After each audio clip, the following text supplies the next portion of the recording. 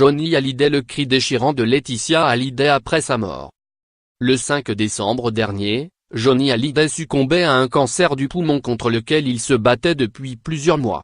Dans son édition du 30 mars, le magazine Closer revient sur les tout derniers instants du rocker, dans son domicile de Marne-la-Coquette.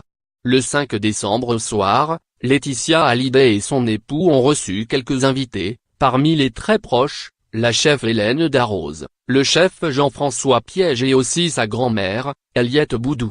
Les invités sont sur le point de prendre congé lorsqu'ils entendent de l'agitation dans la pièce où vit désormais Johnny Hallyday, trop faible pour monter les escaliers. Autour de lui s'activent 2 infirmières et un médecin qui rassurent rapidement Laetitia Hallyday d'un simple « on s'en occupe ». Le rocker aurait simplement voulu monter dans son fauteuil, vraisemblablement pour rejoindre ses amis.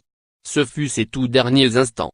Quelques secondes plus tard, il levait les yeux au ciel, et s'en allait. Il est 22h30 lorsque le médecin sort du bureau pour déclarer à Laetitia Hallyday c'est fini.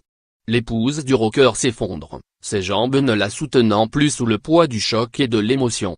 Elle est transportée sur le canapé, à demi consciente.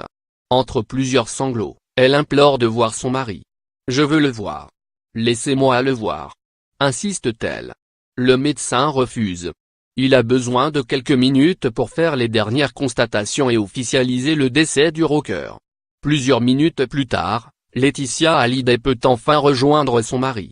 Elle se précipite vers lui et s'effondre, accablée de douleur. Le médecin lui suggère alors de prévenir David Hallyday et Laura Smay, les 2 enfants de Johnny Hallyday. Laetitia Hallyday a acquise.